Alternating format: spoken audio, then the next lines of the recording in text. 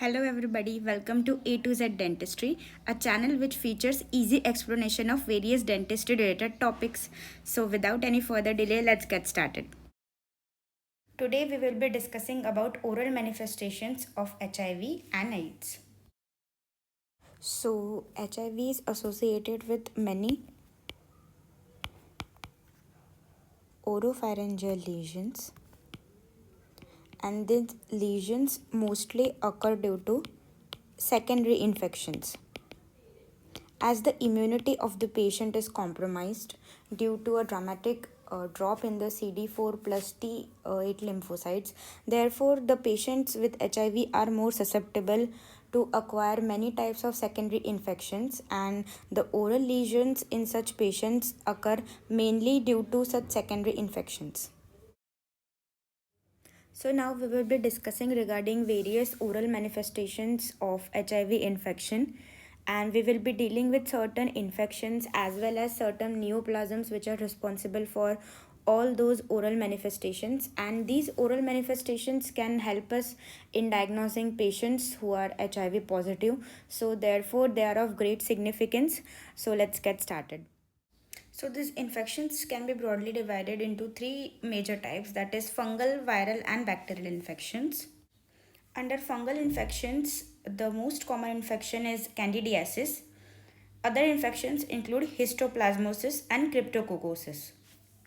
Viral infections include infections due to Epstein-Barr virus, herpes simplex virus, cytomegalovirus, varicella zoster virus, and papilloma virus. Third category is of bacterial infections. Now these bacterial infections mostly occur due to mixed flora, that is aerobic as well as anaerobic organisms are responsible for these infections, and they mainly include infections which are usually limited to the periodontium. So the periodontal infections include necrotizing ulcerative gingivitis, necrotizing ulcerative stomatitis, and necrotizing ulcerative periodontitis. Apart from this, linear gingival erythema is also present in HIV positive individuals. So now under fungal infections, the first infection which we are going to study is oral candidiasis. So basically in these pictures, as we can see that candidiasis, also called as oral thrush, appears as white cheesy exudates on the erythematous mucosa. Apart from the tongue, these lesions may also extend posteriorly further to involve the oropharynx. So these are an indicator of active HIV disease, and for diagnosis we need to do a scraping of these elements and send them for histopathological diagnosis. So now under fungal infections, the second infection is histoplasmosis. Basically histoplasmosis causes palatal, glossal or gingival ulcer. In this picture we can visualize a palatal ulcer. So as we can see that the ulcer appears to be burrowing deep into the underlying mucosa, and this is one of the important oral manifestations as far as HIV infection is concerned. And apart from this, even the cryptococcal disease also produces same kinds of ulcer which may be present on the tongue, palate or on the gingiva. So now we will be moving on to our next category, that is viral infections. Under viral infections, the first infection which we are going to study is oral hairy leukoplakia. Now this is caused by Epstein-Barr virus. And in this picture what we can visualize is the lateral borders of the tongue, and we can see certain white corrugated lesions. Now these lesions are nothing but oral hairy leukoplakia, and these are involving the lateral borders of the tongue, unlike the normal leukoplakia which we see, which involves the dorsum surface of the tongue. But this is a very important point as far as clinical diagnosis is concerned, that the leukoplakia which is generally encountered in otherwise normal individuals are usually is situated on the dorsum surface of the tongue, whereas oral hairy leukoplakia is present on lateral borders of the tongue. And the normal leukoplakia usually does not have a corrugated appearance, whereas oral hairy leukoplakia does have a corrugated appearance. And clinically we can easily distinguish based on location as far as appearance between the normal leukoplakia as well as the oral hairy leukoplakia.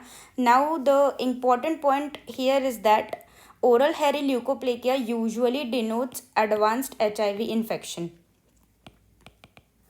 Therefore, when we encounter such a lesion in clinical practice, we should be extra cautious because the person might be in the advanced HIV stages. So the next disease under viral category is caused by herpes simplex virus, and herpes simplex virus basically causes herpetic gingivostomatitis, which is characterized by recurrent single or multiple ulcers. In these pictures, what we are able to visualize is herpetic ulcers. Okay, so these ulcers are usually painful and this might be preceded by fever as well as regional lymphadenopathy. And mostly these are multiple ulcers, especially in HIV infection. Apart from this, the ulcers might also be extended apart from the labial mucosa to the gingiva, and that is what is together called as herpetic gingivostomatitis. So this is one of the oral manifestations of HIV infection. Now moving on to next viral diseases which are caused by cytomegalovirus and varicella zoster virus. So the cytomegalovirus basically causes oropharyngeal ulcers. As we can see in this figure, this is an extensive oropharyngeal ulcer. And in the next picture, what we are able to visualize is varicella zoster virus infection, which is involving the region which is exclusively supplied by the trigeminal nerve. As we can see that the involvement is only on one side of the face, that is, it has a unilateral involvement. As we know that this virus particularly remains under latency in the ganglion, and when patient's immunity goes down, this virus gets reactivated and causes such type of ulcers. So the last viral manifestations under HIV infection is caused by papillomavirus, and papillomavirus causes warts basically. And in these pictures we can visualize the extensive involvement of the oral cavity, wherein almost whole of the oral cavity is characterized by multiple lesions which are nothing but the warts which appear as extensive growth. Now these warts can be single in some cases, but usually in advanced cases we get multiple warts in the oral cavity, and these are usually asymptomatic. Now the treatment for this is that we can either undergo surgery or laser excision or cryotherapy or coagulation. So now moving on to the bacterial infections. What we are seeing in this figure are various periodontal infections which are important manifestations of HIV infection. In the first picture, what we are able to visualize is necrotizing ulcerative periodontitis. Now necrotizing ulcerative periodontitis is mainly caused by anaerobic bacteria, and usually when the immunity of patient goes down, such type of infections are present and these have a very aggressive course. As we can see in this picture, there is extensive loss of attachment as well as there is extensive bone loss. In the second picture, what we are able to visualize is the linear gingival erythema. Okay, now in linear gingival erythema, the gingiva which surrounds the crowns of the tooth gets inflamed as well as erythematous, and this is an extremely painful condition. In the third picture, what we are able to visualize is the necrotizing stomatitis, wherein we can see patches of erythema. The common thing in all these manifestations is the extensive amount of pain which the patient has to bear. There is extensive bone destruction as well as loosening and exfoliation of the tooth. These lesions are also associated with pain, fever, gingival bleeding, as well as foul breath, as the anaerobic bacteria are mainly involved in causation of these diseases. Now the treatment which can be administered to the patient is mainly in the form of mouthwashes which contain povidone iodine. Later we can also prescribe the patient with chlorhexidine mouthwashes. Local debridement of the necrotic material is also necessary, Antibiotics such as clindamycin, metronidazole, and amoxicillin clavinic acid are to be given if the infection is very severe, and it is very important to control such type of infections in these patients as these follow a very aggressive course, and within a span of few months the patient can end up losing most of his or her teeth. So now we are done with all the infections. Now we will be proceeding to another oral manifestations, that is the neoplasms. Now the neoplasms which are present as a part of oral manifestations in HIV patients are mostly the Kaposi sarcoma as well as the lymphoma. We will be studying both of these lesions in the upcoming slides. So now the Kaposi sarcoma usually involves the oral cavity, and these lesions appear as red or violet in color. This might be flat or raised, and usually these are nodular in appearance, and the most common site to encounter such lesions is the hard palate.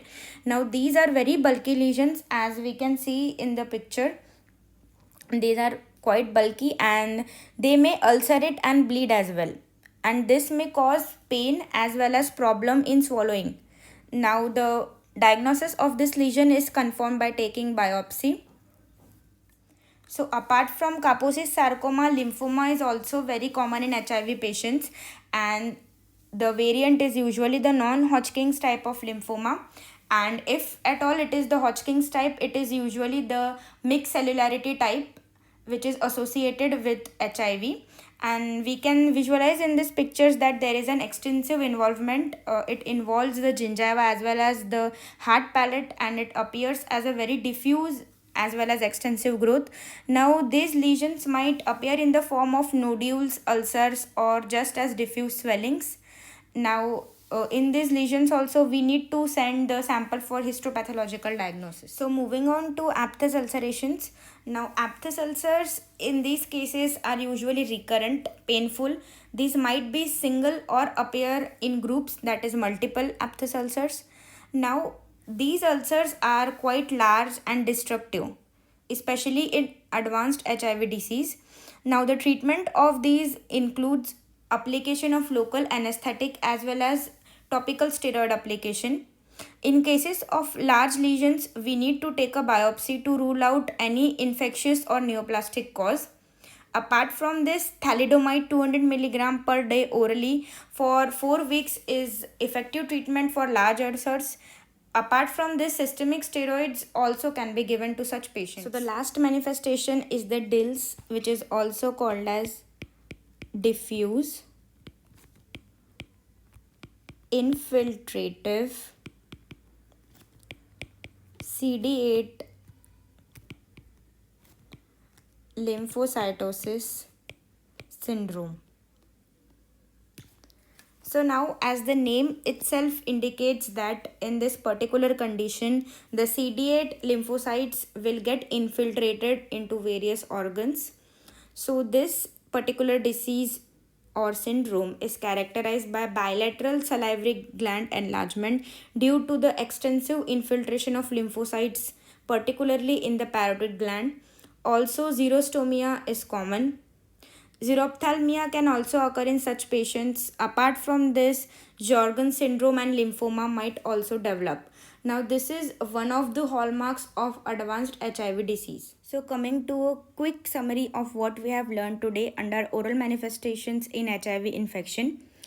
Firstly, we learned that the oropharyngeal lesions associated with HIV mostly occur as secondary infections, as the immunity of the patient is compromised.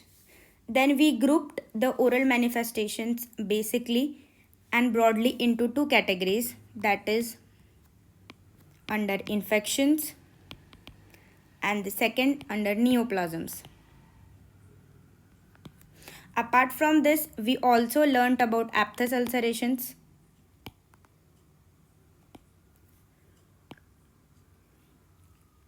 as well as diffuse infiltrative lymphocytosis syndrome. Now, under infections, we broadly divided the infections category into fungal, viral, and bacterial subtypes. Under fungal infections, we studied about candidiasis, histoplasmosis, and cryptococcus. In candidiasis, we saw that candidiasis basically appears as white cheesy exudates on the erythematous mucosa, which involves the posterior oropharynx. Under histoplasmosis and cryptococcus, we learned that these cause palatal glossar or gingival ulcerations.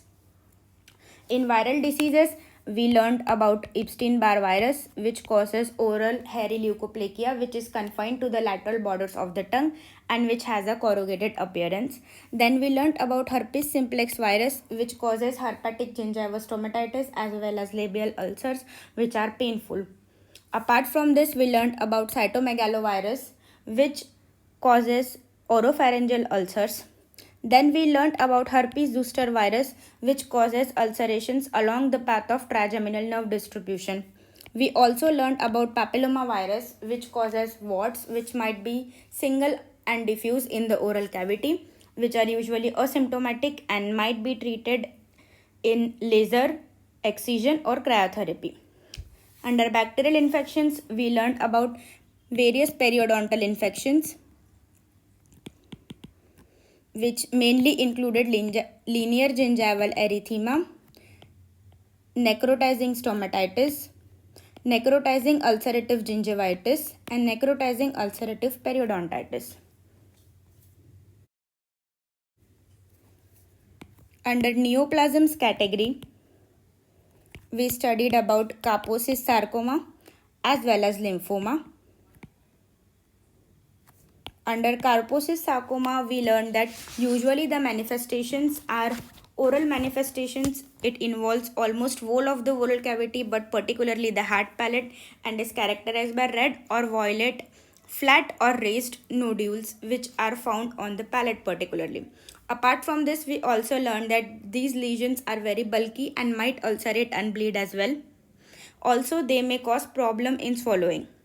Under lymphoma, we learned that usually the lymphoma found in HIV patients is the non-Hodgkin's type of lymphoma, and if at all it is Hodgkin's lymphoma, it is of the mixed cellularity type. Coming to the aphthous ulcerations, we have learned that the aphthous ulcer present in such patients are usually multiple, painful, and have a very extensive involvement of the oral cavity. These are particularly large in case of advanced HIV disease, and the treatment is by giving topical application of steroids or local anesthetic agent. Then lastly, we learned about DILS, which is abbreviated as diffuse infiltrative CD8 lymphocytosis syndrome. In this, we learned that it presents as bilaterally salivary gland enlargement, usually the parotid gland, xerostomia. Apart from this, xerophthalmia, Sjogren's syndrome and lymphoma is also common with such patients. So that was all about oral manifestations in HIV. I hope you liked this video, and if you feel so, then do not forget to like, share and subscribe to my channel. Thank you. See you next time. Bye-bye.